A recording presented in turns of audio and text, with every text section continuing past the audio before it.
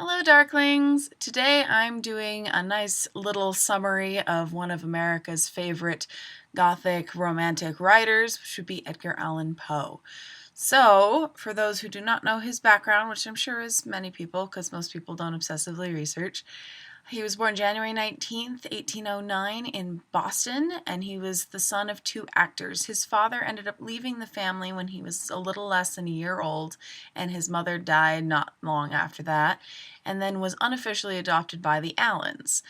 His continuous friction with the senior Allen as he grew up as a teenager, mostly over debts because he had a gambling problem, caused a lot of friction in that family and why he didn't like associating with them, even though they did raise him.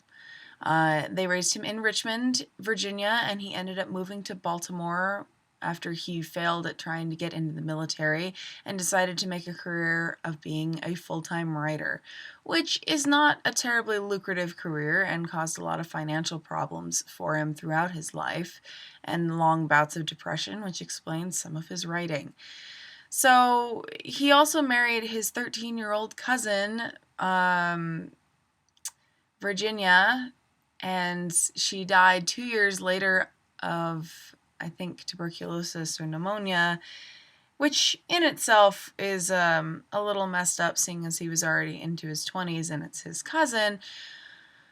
But he was very, very torn up about her death. But shortly after they married, his very, very famous poem, The Raven, was published and gained him quite a bit of popularity for a time and made his name a little more well-known and kind of convinced him that he really could be a writer. He's considered one of the major foundations of the detective novel and one of the major founders of the short story as a published work.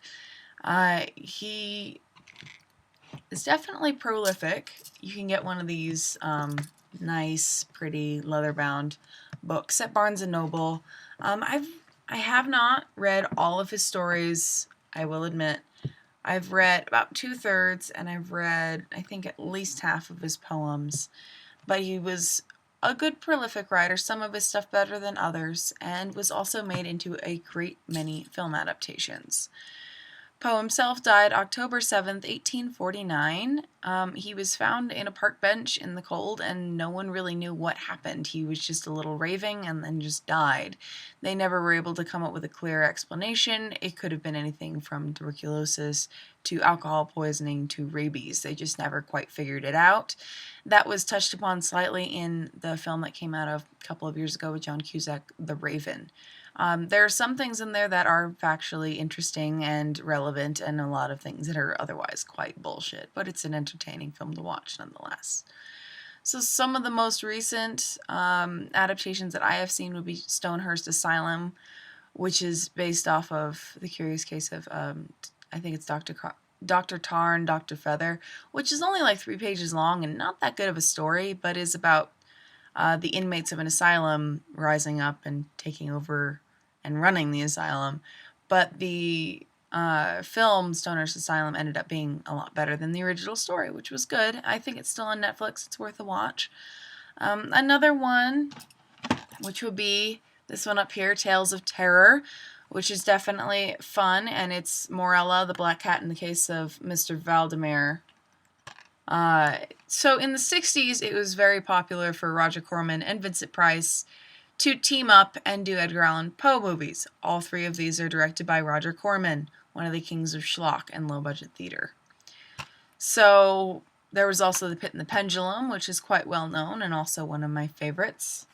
Vincent Price's character goes a little bit crazy because he thinks that the ghost of his wife is haunting him, which is definitely a stretch considering the original length and subject matter of the original story. Another one, because I have many Vincent Price films, some of them duplicates, which is The Mask of the Red Death, which is admittedly one of my favorite Poe adaptations, despite it being very inaccurate to the original story. It also includes a few elements of several other of Poe's short stories, including Hop Frog. So this is a fun watch, and it's very colorful and beautiful. Another fun one, I can't remember which one of these boxes it's in. There it is. which is House of Usher from 1960. This is definitely visually a very interesting one, with Vincent Price with his ghost white hair and his gothic charm appeal and his soft-spoken mannerisms, and basically just being the magical creature that is Vincent Price. Let's see, where is this one? There it is. I have too many. There's also An Evening of Edgar Allan Poe, which takes from some of his classics such as The Telltale Heart, The Sphinx, The Cask of Amontillado, and The Pit and the Pendulum, and narrated, of course, by Vincent Price. There's also Tomb of Ligeia, which is definitely one of the more popular, famous ones, which is quite fun, I suppose, and one of my favorites from 1964. Another Roger Corman, notably absent of Vincent Price, which is The Premature Burial. That's also a very interesting one, and that story is rather legitimately scary. The only other one that I have in my possession on this list, which I had to get on VHS because otherwise you have to get it in a box set with Scream and Scream Again, which is terrible, is the Oblong Box, which not only features Vincent Price but Christopher Lee, and that's definitely an interesting, strange watch. Then the other two films on this list that I have seen are Murders in the Rue Morgue from 1932 with Bela Lugosi, though I do not have it on DVD, and Two Evil Eyes, directed by Dario Argento for the first segment, and George Romero for the second segment, which I did mention a little bit in my Romero Spotlight video. Another film with Vincent Price from that time period that I haven't seen yet but really, really want to is Witchfinder General, which is reportedly based off of one of my favorite Poe poems, which is The Conqueror Worm. So he's definitely showed up as a very powerful influence in a lot of film and modern fiction. He's considered one of the founders of the science fiction genre.